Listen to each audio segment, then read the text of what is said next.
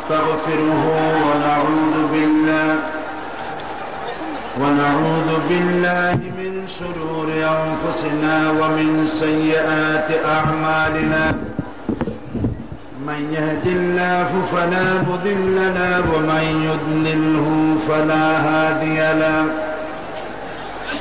ونشهد أن لا إله إلا الله وحده لا شريك له ونشهد أن سيدنا وحبيبنا ومولانا محمدا عبده ورسوله الذي أرسله بالحق بشيرا ونذيرا وداعيا إلى الله بإذنه وسراجا منيرا فقد قال الله تعالى في كلامه المجيد وفرقانه الحميد أعوذ بالله من الشيطان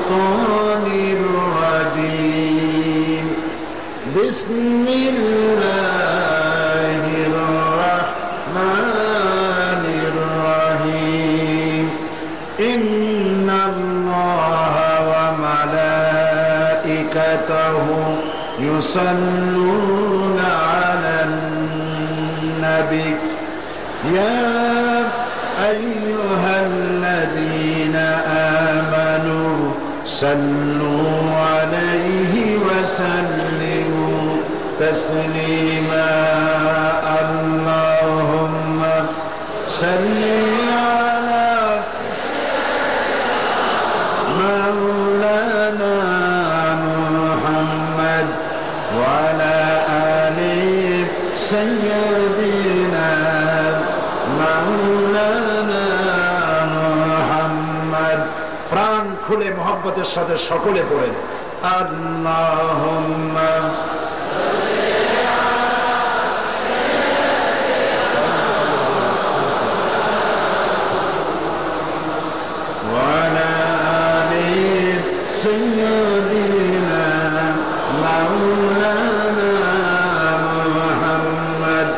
بلغ العلا بكماله كشف الدجى بجماله حسنت جميع خصاله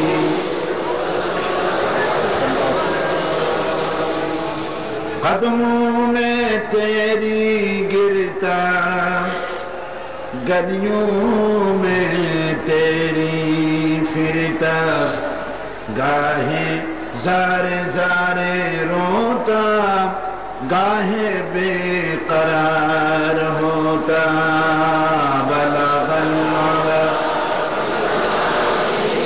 कशफत दुजा बिजमालिही हसनत जमीअ खसालिही सल्लु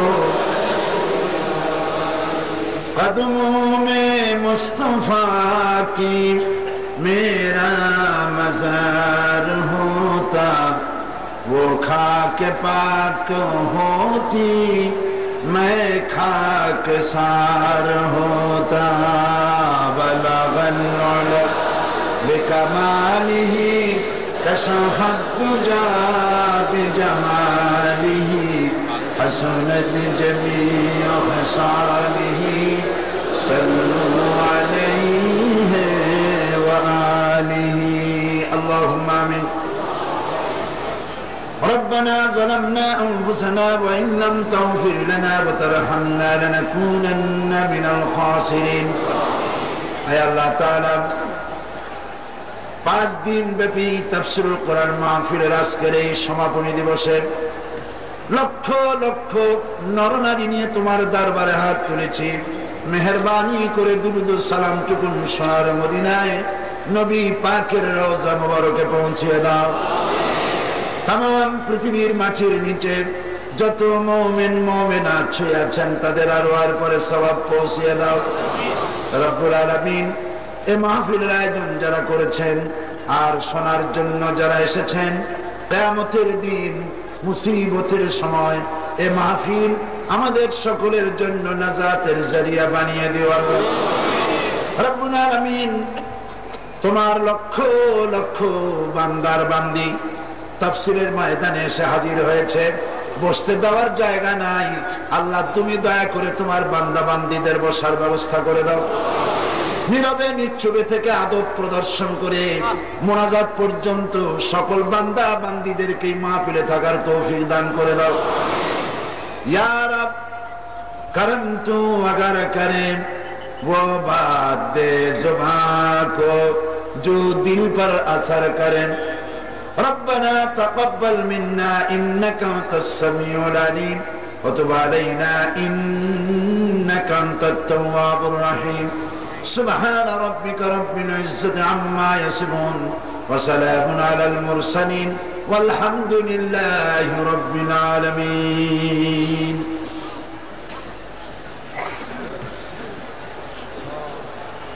जनाब सभापति शेखुल हदीस अल्लामा हजरत मौलाना शमसुद्दीन साहेब मद्दिजुल्लुहुल आली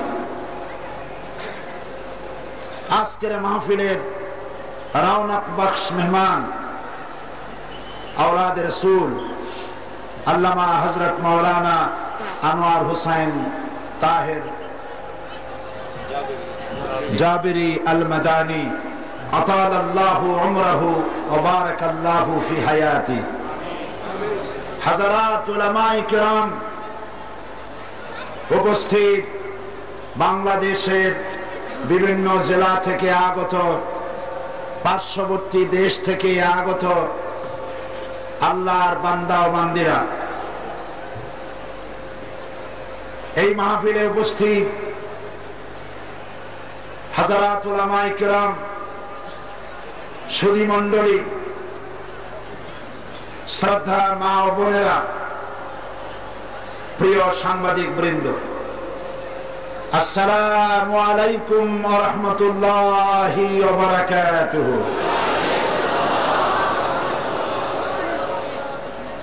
আজকের মাহফিলে যে সমস্ত অমুসলিম ভাইয়েরা এসেছেন, কোরআনে কারীমের মাহফিল থেকে অমুসলিম ভাইদের প্রতি কোরআনের মাহফিলের পক্ষ থেকে রইল অকৃত্রিম শুভেচ্ছা।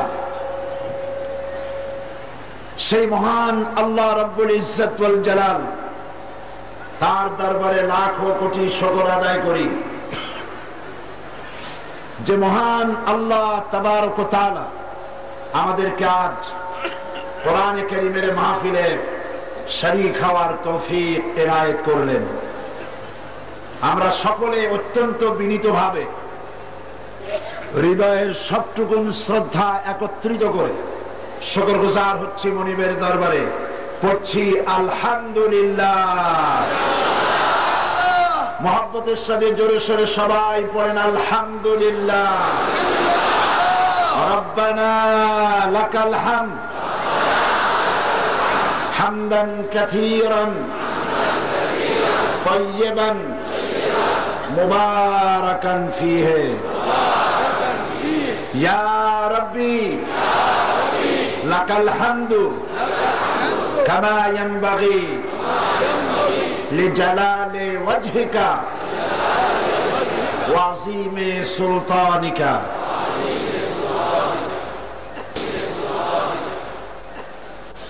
विशाल आकाशेर मालिक, বিস্তীর্ণ এই জমিনের মালিক, সমুদ্র মহাসমুদ্র পাহাড় পর্বতের মালিক, কুল কায়নাতের মালিক, কাদের মতলব আল্লাহ সুবহানাহু ওয়া তাআলার দরবারে শুকরিয়া আদায় করে নিলাম। তিনি দয়া করে কোরআনের মাহফিলে আমাদের মতো গোলামদেরকে উপস্থিত হওয়ার তৌফিক এনায়েত করেছেন। রাসূল করিম সাল্লাল্লাহু আলাইহি ওয়াসাল্লামের জীবনে অসংখ্য মুজিজা সংঘটিত হয়েছিল। সেই মুজিজা সমূহের ভিতরে শ্রেষ্ঠ মুজিজা কোনটি? আল কোরআন। সেই কোরআনের মুজিজা রাসূল করিম সাল্লাল্লাহু আলাইহি ওয়াসাল্লামের ইন্তেকালের পর হুজুরের সাথে কবরে চলে গেছে না এখনো আছে? আজ পর্যন্ত থাকবে না ভবিষ্যতেও থাকবে? কিয়ামত পর্যন্ত এই মুজিজা পৃথিবীর মানুষের কাছে স্পষ্ট হয়ে থাকবে। সেই মুজিজা, কোরআনে কারীমের মুজিজা আপনারা কি দেখতে চান? সেই কোরআনে কারীমের মুজিজা দেখুন। এতদিন কোরআনে কারীমের মুজিজা হাদিস শরীফে পড়েছেন, আজকে চোখে দেখুন। এই বাংলাদেশে সমস্ত মন্ত্রী পরিষদ, প্রেসিডেন্ট সুদ্ধা কোটি কোটি কোটি টাকা খরচ করে এ ধরনের সমাবেশ করা কি সম্ভব? যদিও সম্ভব হয়, তারপরে সেই সমাবেশকে যত মানুষ হবে সেই মানুষদেরকে কন্ট্রোল করার জন্য তত গুণ পুলিশ এবং বিডিআরের প্রয়োজন হবে, ঠিক কিনা? আজ এই বিশাল জনসমুদ্র বঙ্গোপসাগর যেন নিজেই ময়দানে হাজির হয়ে গিয়েছে। এই মানুষের উত্তাল ঢেউ উপচে পড়েছে বীর চট্টলার বীর মুজাহিদ রজওয়ালি ময়দানে। আর চতুর্দিকে তাকিয়ে দেখুন তো, কোন আর্মি, কোন বিডিআর, তাদের অস্তিত্ব কি দেখা যায়? পুলিশ ভাইরা যদি থাকেন, আপনাদের মতো শ্রোতা হয়ে বসে আছে, ঠিক কিনা? কেউ বসার জন্য অনুরোধ করে? এত বিশাল জনতা, নারী এবং পুরুষ নিশ্চুপ হয়ে যার যার জায়গায় পিন পতন নীরবতা স্তব্ধতা যাপন করে মানুষ যে বসে আছে, এটাই হচ্ছে কোরআন শরীফের জীবন্ত মুজিজা। আল্লাহ পাক এই মুজিজা আমাদেরকে চোখে দেখার তৌফিক দিলেন, বলি আলহামদুলিল্লাহ। আমার মনে হয় মহসিন কলেজের দিকে, এই রাস্তার দিকে প্রচন্ড ভিড় জমেছে, সেজন্য মানুষদের কষ্ট হচ্ছে। সব থেকে নিরাপদ আপনারা যদি যার যার জায়গায় বসে পড়েন, সেটাই নিরাপদ হবে। যদি দাঁড়িয়ে থাকেন, চাপাচাপি হবে, নিজের জীবন নিজেরা বিপন্ন করবেন না। আমি সকলের প্রতি অনুরোধ করি, আজকে বেশি লম্বা কথা বলবো না, কারণ আপনারা বহুদূর থেকে এসেছেন, ফিরে যেতে হবে। আজকে কথা বলবো সংক্ষিপ্ত ইনশাআল্লাহ। আমি অনুরোধ করব, যার যার জায়গায় বসে পড়ুন, আওয়াজ করবেন না। যা বলতে হয় আঙ্গুলের ইশারা দিয়ে বলুন। আঙ্গুল দিয়ে কথা বলা যায় না, ফিঙ্গার ল্যাঙ্গুয়েজ, আঙ্গুল দিয়ে কথা বলা যায় না, চোখ দিয়ে কথা বলা যায় না। সুতরাং চোখ দিয়ে আঙ্গুল দিয়ে ইশারা করে কথা বলুন। চুপ, এই আওয়াজটাও করবেন না, তাতেও বিশৃঙ্খলা হবে। সুতরাং আপনারা রাস্তায় যারা আওয়াজ করছেন, আপনাদের আওয়াজকে বন্ধ করুন। আমি এরপরে আর একটি কথাও এই সম্পর্কে বলবো না। আল্লাহ সকলকে ধৈর্য ধারণ করে বসার তৌফিক এনায়েত করুন। আমরা এসেছি কোরআনে কারীমের আলোচনা শোনার জন্য। এই কোরআনে কারীম থেকে আমি আপনাদের সামনে আলোচনা করব বিমাশিয়াতিল্লাহ বিইজনিল্লাহ। তবে আমার তো কোনো সেই ধরনের ইলম নাই যা দিয়ে আপনাদেরকে আমি বুঝাতে পারবো। সুবহানাকা লা ইলমা লানা ইল্লা মা আল্লামতানা আলাইহি তাওয়াক্কালতু ওয়া ইলাইহি উনীব। সেই মহান আল্লাহ রাব্বুল আলামিনের দরবারে ফরিয়াদ করছি, তিনি যেন দয়া করে আপনাদের সামনে যে ধরনের কথা বললে পরে আপনাদের উপকার হবে, আমার নিজের ফায়দা হবে, তেমন কথাগুলি যেন বলার তৌফিক আল্লাহ পাক আমাদেরকে দান করে দেন। আমি আপনাদের সামনে আলোচনা করতেছিলাম কোন সূরা থেকে, মনে আছে তো? সবাই আমার সাথে পড়েন, যাতে করে শয়তানের ওয়াসওয়াসা থেকে আমরা বেঁচে যাই। পড়েন, আউযু বিল্লাহি মিনাশ শাইতানির রাজীম। বিসমিল্লাহির রাহমানির রাহিম। বিতাড়িত মরদুদ শয়তানের ওয়াসওয়াসা থেকে পানাহ চাই পরম করুণাময় আল্লাহ রাব্বুল আলামিনের নামে শুরু করছি। ইয়া আইয়ুহাল্লাযীনা আমানু হাল আদুল্লুকুম আলা তিজারাতিন তুনজিকুম মিন আযাবিন আলীম তুমিনুনা বিল্লাহি ওয়া রাসূলিহি ওয়া তুজাহিদুনা ফি সাবিলিল্লাহি বিআমওয়ালিকুম ওয়া আনফুসিকুম যালিকুম খায়রুল লাকুম ইন কুনতুম তা'লামুন। সাদাকাল্লাহুল আযীম। আল্লাহ পাক বলছেন, হে বিশ্বাসীরা, তোমরা যারা আমার উপরে ঈমান এনেছো, শোনো, আমি কি তোমাদেরকে এমন একটি ব্যবসার কথা বলবো না যে ব্যবসা তোমাদেরকে জাহান্নামের কঠিন পীড়াদায়ক শাস্তি থেকে রক্ষা করবে? এমন একটি ব্যবসার কথা কি বলবো না? তার মানে হলো অবশ্যই বলবো। বলি আলহামদুলিল্লাহ। সেই ব্যবসাটা ভেতরে আল্লাহ পাক তিনটি পুঁজি ইনভেস্ট করতে বলেছেন, তিনটি ক্যাপিটাল, তিনটি পুঁজি বিনিয়োগ করার জন্য বলেছেন। সেই তিনটি পুঁজি কয়টি আমি বলেছি আপনাদের সামনে? দুটি বলেছি, একটি বাকি। তিনটি পুঁজির একটি ছিল তুমিনুনা বিল্লাহ, আল্লাহর প্রতি ঈমান। দুই নম্বরে ছিল রিসালাতের প্রতি ঈমান। প্রথম দিনে আল্লাহ পাকের প্রতি ঈমানের কথা আমরা আলোচনা করেছি। দ্বিতীয় দিনেও আল্লাহ পাকের ঈমানের কথা আপনাদের সামনে আলোচনা করেছি, মনে আছে না? তৃতীয় এবং চতুর্থ দিনে রিসালাতের উপর ঈমান, আকীদাগত কতগুলি কথা বলেছি, যে রাসূল করিম সাল্লাল্লাহু আলাইহি সাল্লাম মানুষ ছিলেন। মনে আছে কথাগুলি? তিনি কি ছিলেন? মানুষ ছিলেন। এবং তিনি গায়বের ইলম ততটুকুন জানতেন যতটুকুন আল্লাহ পাক তাকে জানিয়েছিলেন। আল্লাহ পাক যে অর্থে আলিমুল গায়ব, মুহাম্মদ সাল্লাল্লাহু আলাইহি ওয়াসাল্লাম সেই অর্থে আলিমুল গায়ব নন। এই কথাগুলি মনে আছে কিনা? এবং আরো বলেছিলাম, রাসূল করিম সাল্লাল্লাহু আলাইহি ওয়াসাল্লাম তিনি হচ্ছেন খাতামুন নবিয়্যিন, সর্বশেষ নবী, তারপরে আর কোন নবী আসবে না। এই আকীদাগত কথাগুলি আপনাদের সামনে আমি আরজ করেছি।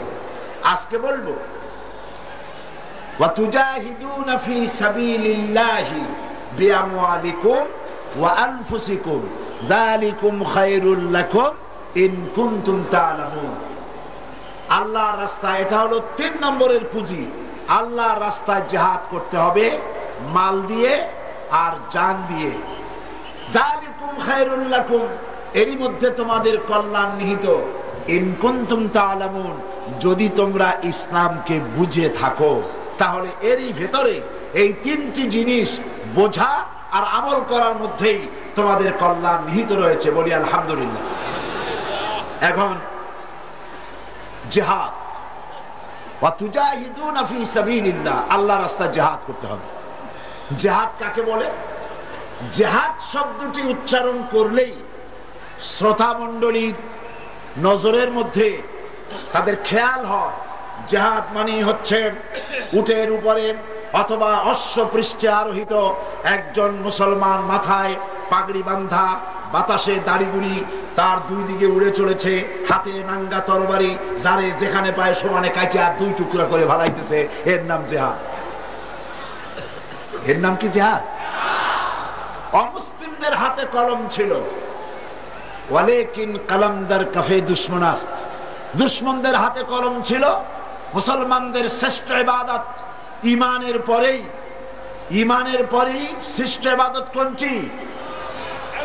عن أبي ذر رضي الله تعالى عنه قال قلت يا رسول الله أي العمل أفضل قال الإيمان بالله والجهاد في سبيل الله। হযরত আবু যর রাদিয়াল্লাহু তাআলা আনহু জিজ্ঞেস করছেন, হে রাসূল, সবথেকে আফজাল আমল কোনটি? হুজুর বলেছেন ঈমান। তারপরে কোনটি? তারপরে হচ্ছে আল্লাহর রাস্তায় জিহাদ। সেই জিহাদকে গোটা দুনিয়ার মানুষের সামনে খারাপ ভাবে চিত্রিত করেছে অমুসলিমরা। শুধু অমুসলিম লেখক, সাংবাদিক নয়, সাহিত্যিক নয়, আরো এক শ্রেণী কাজ করেছে। তারা কারা? বলবো তাদের কথা? তারা হচ্ছে এই পৃথিবীর 4টি মহাদেশের অন্তত 800 দেশ ভ্রমণ করার সুযোগ আল্লাহ পাক তার গোলামকে দান করেছেন। আমি পৃথিবীতে কোথাও দেখি নাই কোন জাতি তার ধর্মের দেবতাকে গালি দেয়, কোন জাতি তার ধর্মীয় নেতৃবৃন্দকে গালি দেয়, কোন জাতি তার ধর্মীয় পুস্তককে নিন্দা করে। পৃথিবীর মধ্যে একমাত্র পোড়া কপালিয়া জাত মুসলমান নামধারী এক শ্রেণীর বুদ্ধিজীবী, এক শ্রেণীর সাংবাদিক তাদের পত্র পত্রিকায়, তাদের কবিতার সাহিত্যে, তাদের নাটকে, তাদের কবিতায় আল্লাহর কোরআনকে গালি দিচ্ছে, মুসলমানদেরকে গালি দিচ্ছে। এর চাইতে বড় পোড়া কপাল আর কেউ হতে পারে না।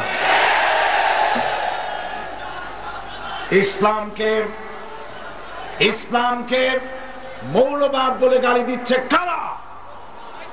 এই নামধারী মুসলমানেরাই ইসলামকে মৌলবাদ বলে গালি দিচ্ছে, মুসলমানদেরকে মৌলবাদী বলে গালি দিচ্ছে। তারাই জিহাদকে চিত্রিত করেছে খারাপ ভাবে। জিহাদ এর অর্থ যুদ্ধ নয়, জিহাদ এর অর্থ যুদ্ধ নয়।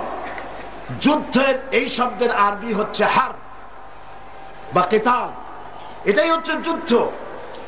হলি ওয়ার বা যুদ্ধ বলতে জিহাদ বুঝায় না। জিহাদ বলে কাকে? জিহাদ বলা হয়, জিহাদের আবিধানিক এবং পারিভাষিক অর্থ হলো এই, যে কোনো উদ্দেশ্যকে সফলতায় পর্যবসিত করার জন্য যে প্রাণান্তকার প্রচেষ্টা করা হয়, ওই প্রচেষ্টার আরবি নাম হচ্ছে জিহাদ। ইসলাম একটি পূর্ণাঙ্গ জীবন বিধান। ইসলাম কি? পূর্ণাঙ্গ জীবন বিধান। এই জীবন বিধানকে ব্যক্তি, পরিবার, সমাজ ও রাষ্ট্রে কার্যকরী করার জন্য লিখনী শক্তির মাধ্যমে, বক্তব্যের মাধ্যমে, একটু আগে আওলাদ রাসূল আপনাদের সামনে যে বক্তব্য রেখেছেন, এটা হচ্ছে বক্তব্যের জিহাদ। এটা কি? বক্তব্যের জিহাদ। আর কলম দিয়ে অন্যায়ের প্রতিবাদ করা, এটা হচ্ছে কলমের জিহাদ। এই রাস্তায় পয়সা খরচ করা আর্থিক জিহাদ। এই রাস্তায় চূড়ান্ত ভাবে যখন লড়াই শুরু হয়, তখন অস্ত্র দিয়ে অস্ত্রের মোকাবেলা করে জিহাদ হচ্ছে জিহাদের চূড়ান্ত রূপ। সুতরাং এই জিহাদ মুসলমানদের জন্য ফরজ করা হয়েছে। আল্লাহ রাব্বুল আলামিন বলেন, আল্লাযীনা আমানু ইউকাতিলুনা ফি সাবিলিল্লাহ, যারা নাকি ঈমানদার তারা লড়াই করে, সংগ্রাম করে, জিহাদ করে আল্লাহর রাস্তায়। ওয়াল্লাযীনা কাফারু ইউকাতিলুনা ফি সাবিলিত তাগুত, আর যারা নাকি কাফের তারা লড়াই করে তাগুতের পথে। কার পথে লড়াই করে? তাগুতের পথে। তাগুত কাকে বলে? তাগুত বলা হয় যে শক্তি নিজে শুধু আল্লাহর আইন অমান্য করে বসে থাকে না, অন্যদেরকেও অমান্য করতে বাধ্য করে, তাকে আরবিতে কি বলা হয়? তাগুত। নদীর পানি, কর্ণফুলীর পানি যতক্ষণ পার দুই কিনারাকে রক্ষা করে প্রবাহিত হয়, ততক্ষণ বলা যায় কর্ণফুলীর নদীর পানি নদীর আইন মেনে চলছে। কিন্তু যদি এই পানি জলোচ্ছ্বাস হয়ে, প্লাবিত হয়ে, দুকুল চেপে কিনারা প্লাবিত করে দেয়, তখন আরবিতে এটাকে বলা হয় তগাল বাহার, অর্থাৎ দরিয়ার ভিতরে তাগুতি শক্তি এসেছে, সীমা লঙ্ঘনকারী শক্তি এসেছে। আপনারা লক্ষ্য করুন, কোরআন শরীফ আল্লাহ পাক বলছেন, হযরত মূসা আলাইহিস সালামকে আল্লাহ পাক পাঠাইছিলেন কার কাছে? আল্লাহ রাব্বুল আলামিন বলেন, ইযহাব ইলা ফিরআউনা ইন্নাহু তাগা, হে মূসা ফিরআউনের কাছে যাও, যেহেতু ফিরআউন সার্কাস হয়েছে, সীমা লঙ্ঘন করেছে, তার কাছে চলে যাও, তার কাছে গিয়ে দ্বীনের দাওয়াত দাও। সুতরাং এই তাগুতি শক্তির বিরুদ্ধে লড়াই করে যারা, তারাই হচ্ছে মুমিন।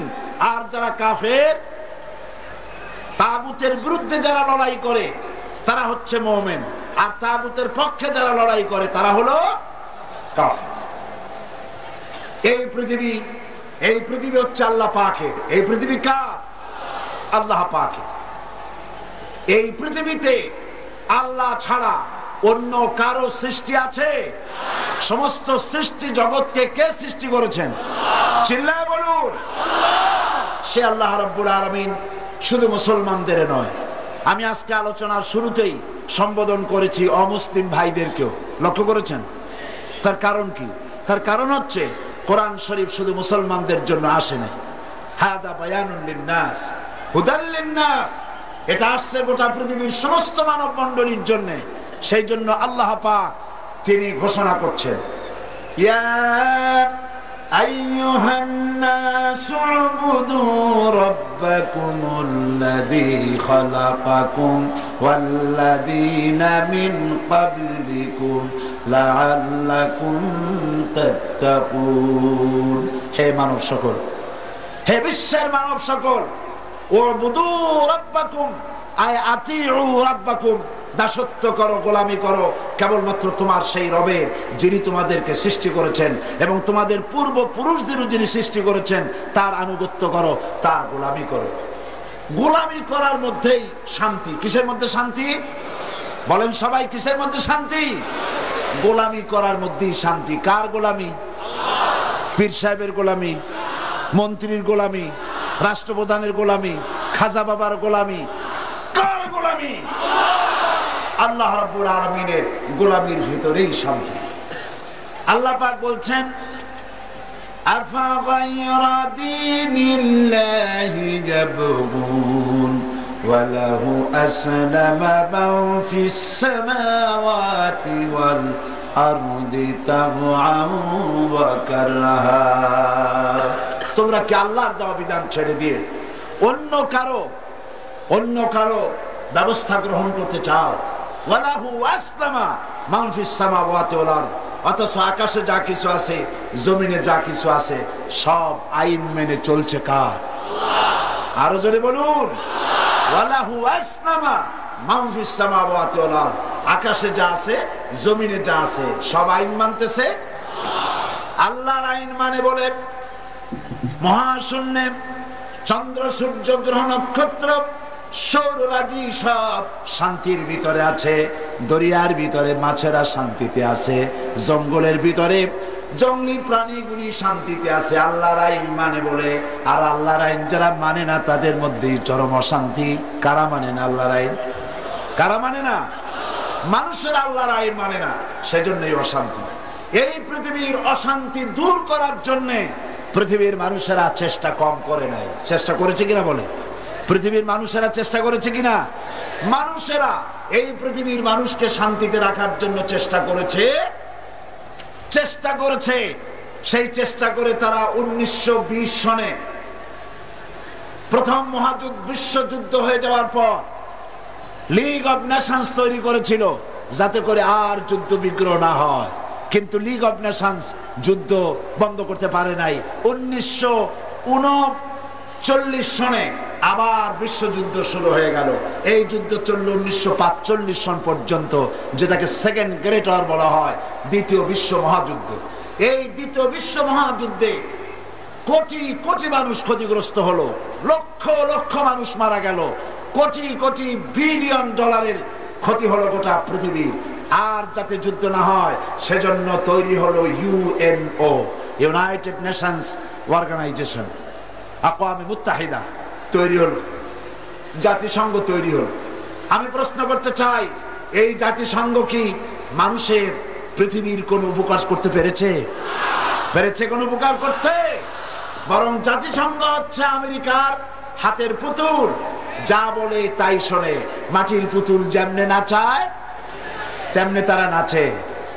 এই জাতিসংঘের কাছে থেকে ফতোয়া আদায় করে বসনিয়ায় অস্ত্র বিক্রি করা এমবার্গো দিয়ে রেখেছে। চেচনিয়ার মানুষগুলি সমানে মারতেছে, কোনো দায়িত্ব নাই আমেরিকার, দায়িত্ব নাই জাতিসংঘে। কাশ্মীরের মানুষগুলিকে মেরে শেষ করে ফেলছে, কোনো দায়িত্ব নাই জাতিসংঘের, ঠিক কিনা? এই জাতিসংঘের কাছে আমি মাহফিল করেছি, জাতিসংঘের সামনে বক্তব্য রেখেছি। সেখানে বক্তৃতা করতে গিয়ে আমি বলেছি, আমি জিজ্ঞেস করেছিলাম যে জাতিসংঘ যেখানে বিল্ডিংটা তৈরি হয়েছে এর আগে এখানে কি ছিল? তারা বলল এই জায়গায় এটা ছিল কসাইখানা। এখানে শূকর গরু ছাগল জবাহ করে এখান থেকে মাংস গোশত ডিস্ট্রিবিউট করা হতো, এখান থেকে বিক্রি হতো। এটা হলো জবাহ কেন্দ্র। সেই জায়গা খরিদ করে জাতিসংঘের অফিস বানানো হয়েছে।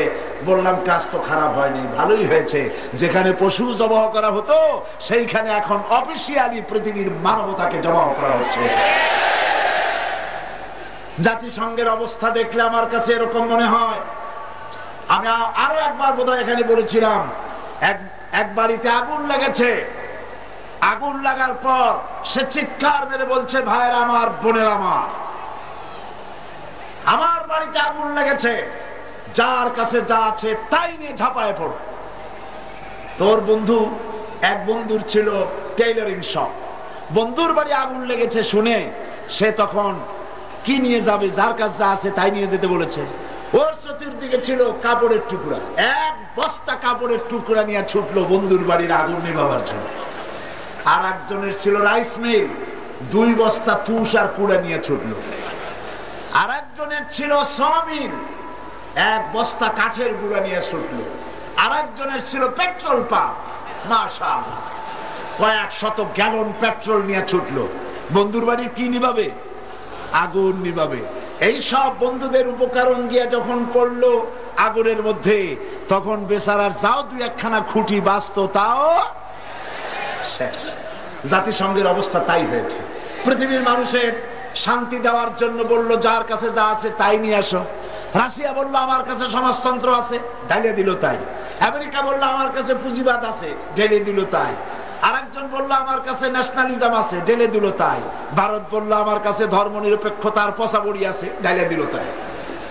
সুতরাং পৃথিবীর মানুষের তৈরি করা এই সব মতবাদ ঢাললো যেই জাতিসংঘের মধ্যে, সেইখানে পৃথিবীর অশান্তির আগুনের ভিতরে ঘৃতাহুতি দিয়ে গোটা দুনিয়ার অশান্তির আগুনকে 1000 গুণে প্রজ্বলিত করে দিয়ে দুনিয়ার মানুষকে ভেজে পুড়ে শেষ করে দিল।